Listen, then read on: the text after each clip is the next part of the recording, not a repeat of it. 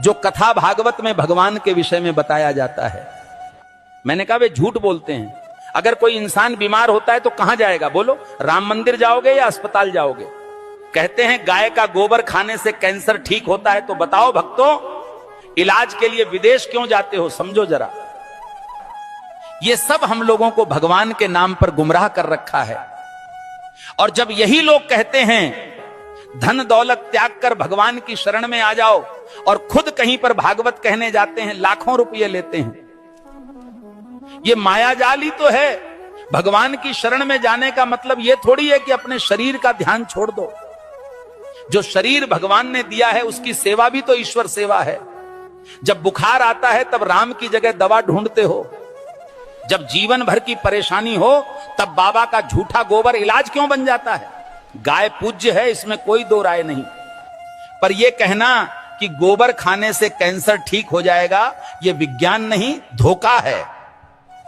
जो कथावाचक कहते हैं धन दौलत छोड़ दो, भगवान की शरण में आ जाओ, वो खुद लाखों के हवाई सफर करते हैं, एसी पंडाल में रुकते हैं और पाटीदारों से लिफाफा लेते हैं। तो त्याग हमें क्यों सिखाते हो? तपस्या की राह हमें क्यों दिखाते हो, जब खुद तुमने उसका कोई अनुसरण नहीं किया? भगवान के नाम पर डर बेचकर जो अपने महल खड़े करते हैं वो संत नहीं, व्यापारी हैं। सच्ची भक्ति वो है जो आंखें खोलती है, ना कि आंखें बंद करवाती है।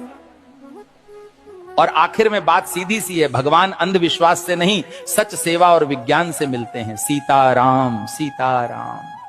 भविष्य मालिका कहती है जब पाप बढ़ेगा तो समय न्याय करेगा और धर्म की असली परीक्षा शुरू होगी।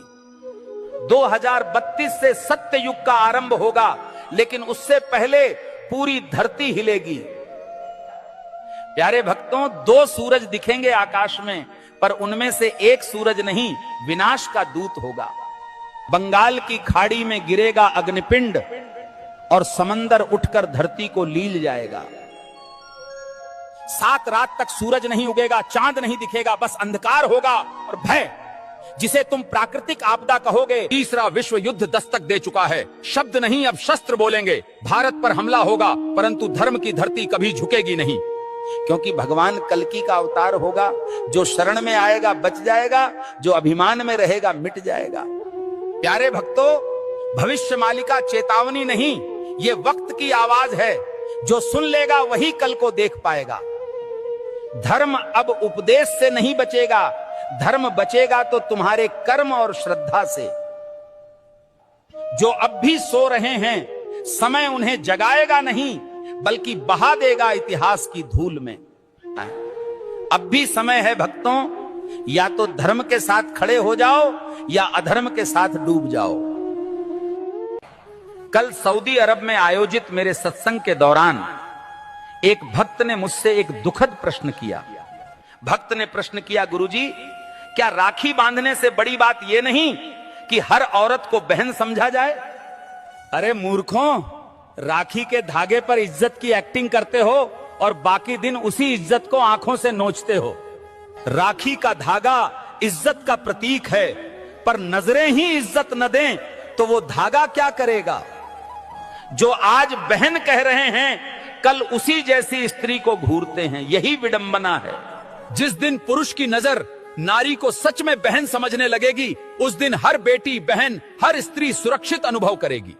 भाई कहे जाने से कोई बड़ा नहीं बनता, उसके विचारों और दृष्टिकोण में सम्मान हो, यही सच्ची मर्दानगी है। राखी की रस्म निभाना सरल है, पर नीयत की सफाई असली परीक्षा है। हे प्रभु, जो स्त्री को देखकर गंदे ख्याल लाता है वो कभी भाई नहीं बन सकता। हर लड़की बहन जैसी लगे, ये सिर्फ कह देने से नहीं होता, जब तक मन से उसे बहन समझा न जाए। राखी कोई ताबीज नहीं है, ये चेतावनी है सोच को पवित्र करने की और नारी को नजर से नहीं सम्मान से देखने की। जिस पुरुष की मर्दानगी किसी नारी की रक्षा न कर सके, वो राखी के धागे का भी हकदार नहीं होता।